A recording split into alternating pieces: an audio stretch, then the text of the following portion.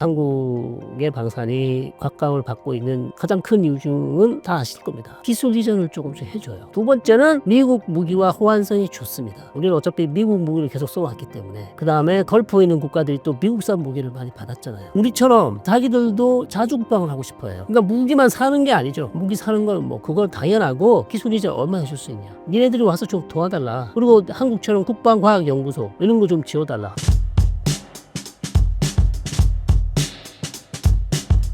인도와 파키스탄이 6년 만에 분쟁이 다시 벌어졌다가 휴전 합의에 들어갔는데 현재 상황은 어떤가요? 저는 너무 잘 됐다. 사실 많이 놀랬거든요. 둘 다 핵무기를 가지고 있기 때문에 일촉즉발의 상황으로 가는 게 아닌가. 그래도 다행히 또 트럼프가 협상력을 발휘해서 잘 끝났고 이게 이제 잘 지켜져야 되겠죠. 뭐 향후 몇 년간은 또 조용해질 수 있겠으나 그것도 확실할 수는 없습니다만 양측 간에 완전히 반목을 종식시킬 수 있는 해결책이 있을까? 그거는 좀 아직까지는 좀 긍정적이지 못합니다. 그래서 조금 더 지켜봐야 되지 않냐 이렇게 봅니다. 휴전 합의 중에서 미국의 역할은 무엇이었나요? 일단 미국이 양측 간의 경제 교류 협력을 더 증강시키겠다. 그리고 카슈미르 이 분쟁을 해결하기 위해서 미국이 적극적으로 노력을 하겠다 그랬어요. 외교적인 노력을. 그래서 향후 어떤 해결안이 나올지는 좀 지켜봐야 되겠습니다. 그래서 파키스탄과 인도 간의 어떤 캐슈미르를 놓고 양측이 화해할 수 있는 아주 중요한 협정이라든지 어떤 그런 것들을 미국이 제시할 수 있고 그러면 둘 다 데리고 와서 여기 도장 찍어 합의해. 그래야 앞으로 좀 잘 지내. 우리가 니네 경제 협력 도와주고 다 할 테니까. 뭐 이런 방식으로 갈지 아니면 그냥 말만 하고 말지. 그건 잘 모르겠어요. 일단 뭐 산적해 있는 이슈들이 있기 때문에 이란 문제라든지 중요한 이슈가 끝나면 아마 카슈미르 문제에 대해서도 미국 쪽에서 어떤 해결안 이런 중재안을 내놓으면 인도와 파키스탄이 받게 된다면 좀 더 이 지역이 안정화될 수 있겠죠. 현재 인도와 파키스탄의 군사력은 어떤가요? 병력은 인도가 월등히 많죠. 인도 인구가 얼마입니까? 좀 많습니다. 140만 정도 된다고 그러고 파키스탄은 한 60만 병력이요. 그렇게 되고 무기 체계는 뭐 둘 다 다양하다고 합니다. 파키스탄도 드론도 있고요. 뭐 전투기도 있고 미사일도 있고 인도는 뭐 더 많겠죠. 다만 인도는 미국산과 이스라엘산 무기가 많아요. 예, 인도와 이스라엘은 대단히 친합니다. 그래서 특히 국방 방산 협력을 엄청 잘하고 있기 때문에 인도의 많은 드론들이 이스라엘제 드론일 가능성이 높죠. 물론 미국 드론도 있습니다만 파키스탄은 과거에는 미국과 친했죠. 근데 지금은 중국과도 친하잖아요. 그래서 이번에도 뭐 중국산 무기를 많이 썼다. 그래서 이번 전쟁에서 중국산 무기와 미국산 무기의 대결이 아니었냐. 뭐 이렇게 얘기를 많이 하고 있습니다. 이번 전쟁에서 중국 무기와 서방 무기 간의 성능 평가가 일어났다고 보시나요? 그거는 100% 믿기는 어려워 보입니다. 뭐 5대, 6대를 격추시켰다. 뭐 그 정도까지는 아닌 것 같고 한두 대는 저는 격추될 수 있다고 봐요. 격추될 수 있다고 라팔 프랑스 전투기가 인도가 운영하는 전투기가 격추됐을 것으로 보이고 다만 중국제 전투기 청두라 그럽니까? 뭐 중국제 전투기가 썼던 미사일이 주요했다는 설명이 있어요. 그러니까 전투기는 어차피 뭐 라팔이나 중국이 거의 비슷한 수준인데 오히려 중국제 공대공 미사일 중국제 전투기 장착되어 있는 PL-15라고 하는데 PL이 뭐 그거는 청천벽력 할 때 병력 15 번개처럼 빨간 얘기죠. 그 미사일이 마하 5 정도 된다는데 그 정도의 미사일을 쏘게 되면 라팔이 좀 피하기는 어려웠을 것이다. 물론 라팔도 나름대로 공대공 미사일을 머티어라는 뭐 공대공 미사일을 쓰기는 한답니다만 이번에는 중국산 PL-15 공대공 미사일이 훨씬 더 프랑스산 즉 라파엘이 가지고 있는 무기보다는 좀 뛰어난 게 아닌가. 그래서 이번 결과를 놓고 아마 방산업체들이 지금 평가, 분석들을 하고 있을 거예요. 중국산 무기가 발전했다. 그런 얘기는 이미 오래됐지만 실전에서 이렇게 효력을 발휘하는 것을 확인하는 것은 쉽지 않거든요. 예, 실전과 그 가지고 있는 기술과는 이론과는 갭이 있기 때문에 그러나 실전에서 진짜 쓰이냐 안 쓰이냐 이게 중요하잖아요. 근데 이번에 만약에 실제 라팔 전투기를 격추시켰다면 중국산 공대공 미사일의 효력을 엄청나게 보여준 거죠. 파키스탄이 주장한 전투기 격추와 무장단체 개입 부정의 의견에 대해서는 어떻게 생각하시나요? 전투기는 좀 과장이 된 것 같고요. 말씀드린 것처럼 중국산 무기가 아무리 뛰어나다지만 무기란 게 그렇게 쉽게 만들 수 있는 게 아니잖아요. 예. 그러다 보니 1-2 기는 격추시켰겠으나 그렇게 많은 전투기는 좀 어려워 보이고 '파키스탄이 이번 배후에 없다.' 믿기 어려워요. 믿기 어렵다. 왜냐하면 과거 사례를 보면 이번이 처음이 아니잖아요.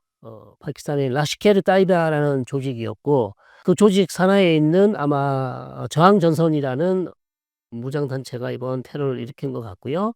파키스탄이 이런 무장 조직을 지원을 해 준다는 얘기는 이미 오래됐습니다. 예. 그래서 국가 차원에서 이런 조직들을 지원해 주면서 인도를 괴롭힌다든지 아니면 주변에 있는 국가를 괴롭힘으로써 어떤 외교적인 아니면 파키스탄 국가의 어떤 국가 이익을 만들려고 하는 그러한 작전들이 많이 있었기 때문에 의심을 할 수밖에 없죠. 그렇기 때문에 파키스탄 쪽에서는 우리는 이번 배후에 물론 본인들이 딱 이날 가서 사주를 하진 않았겠죠. 그러나 과거에 해온 것처럼 계속해서 뭐 무기 지원이라든지 아니면 뭐 경제 지원이나 이런 거를 계속 해 왔기 때문에 그런 게 없었다면 이 조직이 이런 테러를 못 했을 거잖아요. 그런 측면에서 아마도 파키스탄 산하에 있는 국방부라든지 아니면 정보부가 이런 조직과의 모종의 관련이 있을 것이다라는 의심을 지울 수가 없는 거죠. 미국은 과거 파키스탄을 지원했지만 현재 인도 쪽으로 기울고 있고 중국은 파키스탄을 옹호하고 있는데요. 이 구도를 어떻게 보고 계신가요? 일단 인도와 중국 사이는 역시 지금 카슈미르 근처에 국경을 맞대고 있잖아요. 인도와 중국 국경 분쟁이 오래됐습니다. 그래서 락카라는 지역가 거기 지역에 있는데 그래서 중국 역시 파키스탄을 지지하는 이유 중에 하나가 본인도 지금 인도랑 국경 문제가 있는 상황이고 그러다 보니 아무래도 인도는 또 미국과 너무 친하다. 그런 상황에서 당연히 중국은 파키스탄 편을 지금 들어주는 그런 상황인 것이고 그다음에 미국은 당연히 뭐 지금 인도의 경제 규모가 너무 큽니다. 파키스탄하고는 비교가 안 되죠. 과거 파키스탄을 도와줬던 것은 인제 탈레반 문제를 해결하기 위해서 그다음에 오사마 빈 라덴을 잡기 위해서 파키스탄과 아주 좋은 관계를 유지했었습니다만 지금은 인도의 경제 규모가 너무 크기 때문에 인도와 계속해서 관계를 이어가야 되는 상황. 그래서 상당히 인제 이 카슈미르를 둘러싸고 강대국 간의 싸움이 지금 보여지는 것이고 그렇다고 해서 뭐 카슈미르 때문에 인도와 뭐 중국과 미국 간의 어떤 충돌 그렇게까지는 갈 이유는 없겠죠. 그렇게 어리석지는 않거든요. 카슈미르 문제 때문에 강대국이 싸울 이유는 하나도 없죠. 그러나 보이지 않는 강대국 간의 인제 힘겨루기가 보이는 것이고 그다음에 뭐 무기 대결, 신무기 대결 이런 것도 실제로 일어나고 있는 그런 상황입니다.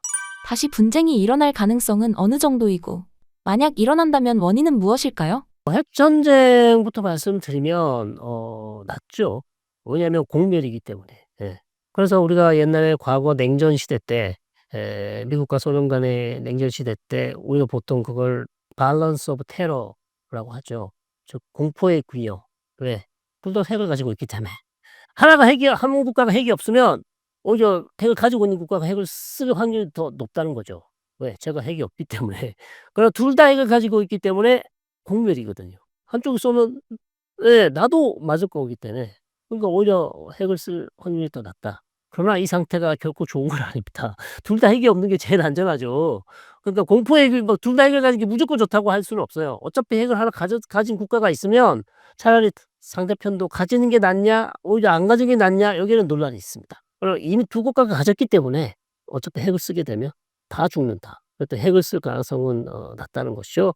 그러나 캐슈미르 문제가 이번 국면은 잘 넘어갔지만 여기가 언제까지 평화가 유지될지는 알 수 없죠. 이게 벌써 1947년 영국이 인도를 독립시켜 주면서 캐슈미르 문제가 생겼잖아요. 그러면서 오랜 기간 또 양측이 충돌해 왔고 또 캐슈미르 지역의 70%가 무슬림이지만 30%가 또 힌두 다른 민족이고 그런데 또 3분의 2 지역 캐슈미르 잠무 지역은 인도가 점령하고 있으면서 본인의 인도의 직할령으로 또 바꾸고 자치령이 아니고 그러면서 거기 안에 있는 무슬림들이 상당히 지금 반발하고 있고 그래서 계속 독립을 원하고 있고 인도는 당연히 안 내줄 것이고요. 그리고 또 인도 내에는 많은 무슬림들이 있습니다. 근데 그 무슬림을 어떻게 처우를 해 줍니까? 아주 안 좋게 해 줘. 그래서 탄압을 한다고 할 정도로 왜냐하면 힌두주의 이 민족주의를 엄청나게 부르짖고 있어요. 그게 누굽니까? 모디 대통령이에요.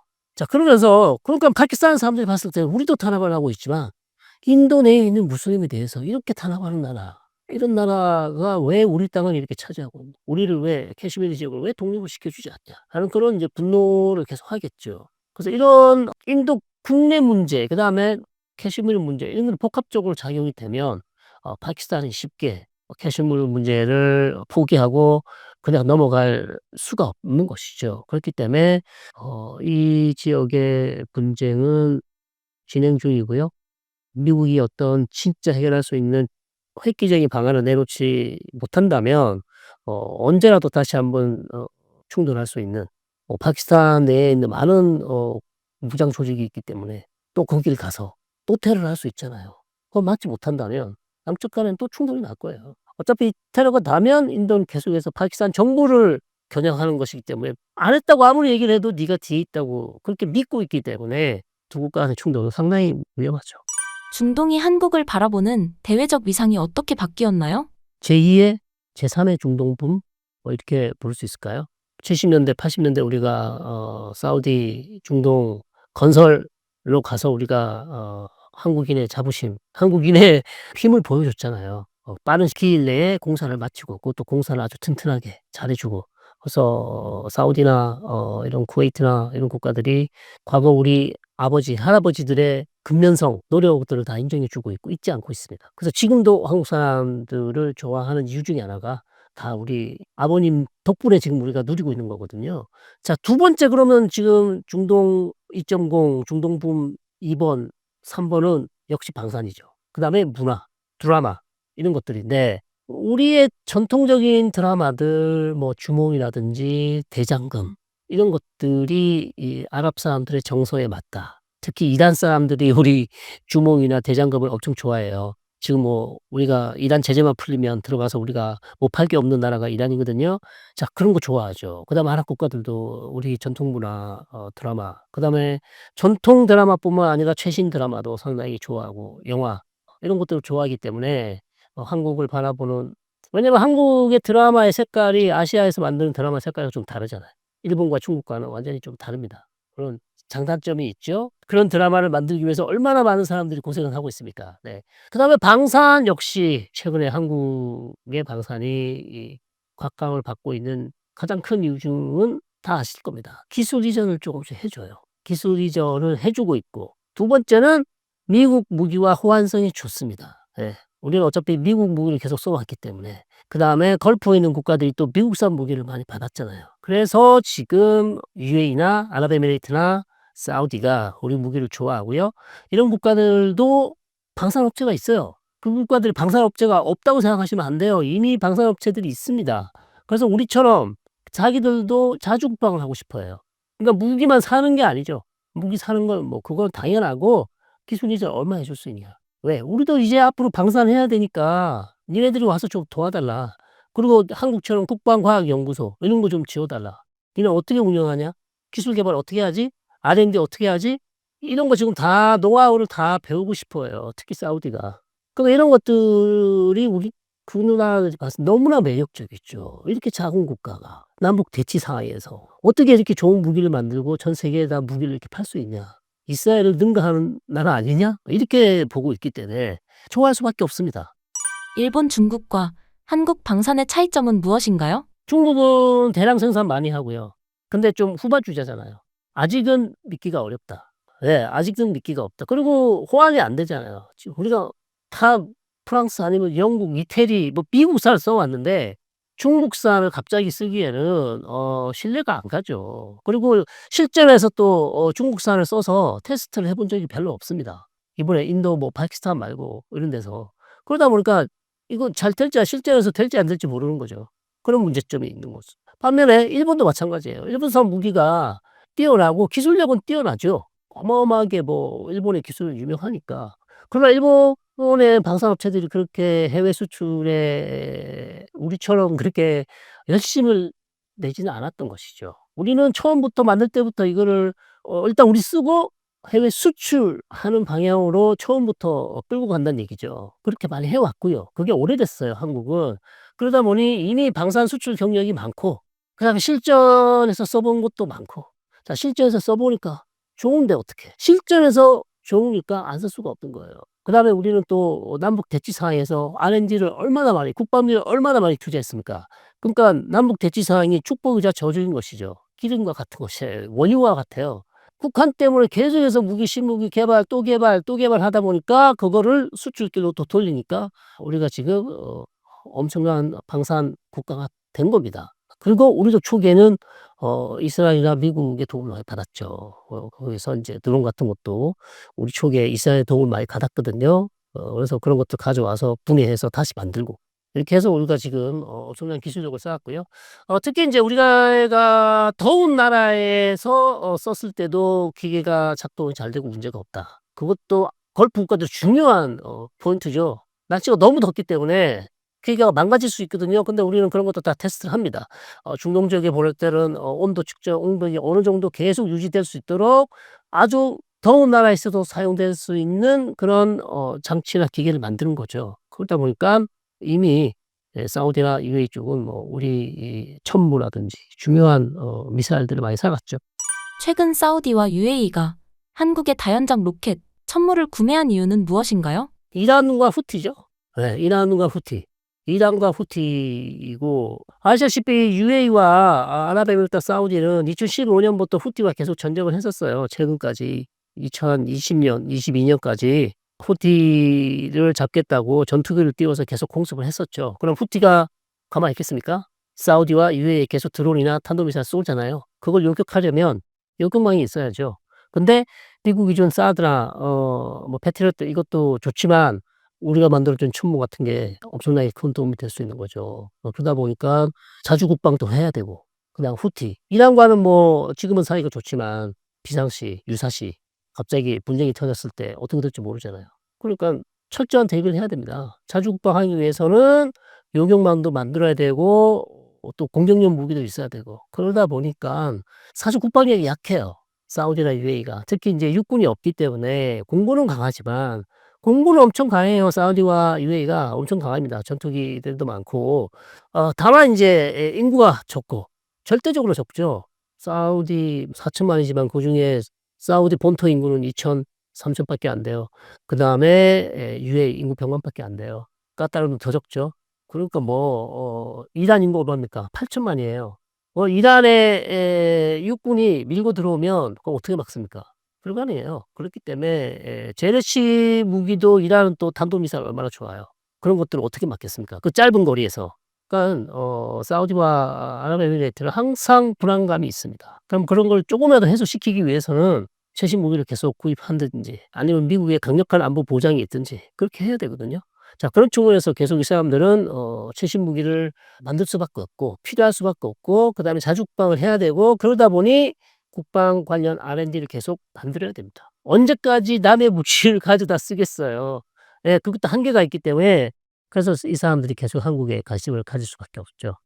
이에 대한 한국의 방산 수출 전략은 어떻게 취하는 게 좋을까요? 역시 우리의 비교 우위 다른 국가에 비해서 우리가 이들 국가에게 가질 수 있는 비교 우위는 말씀드린 것처럼 최대의 우리의 무게는 기술 이전이다. 기술 이전. 그러나 우리가 기술 이전을 다 해줄 수는 없잖아요. 예 어느 정도까지는 기술 이전을 약속하고 계속해서 이들과 교류를 하고 사업을 해야 되는 것이고 그다음에 이제 원유 같은 수입도 같이 인제 패키지로 들어갈 수가 있죠. 그냥 국방만 따로 떼놓고 하지 말고 "야 우리가 어느 정도 원유 수입을 해 주지 않냐." 그러면 "우리 무기 웬만하면 좀 사 달라." 그렇죠. 당연히 그렇게 해야 되죠.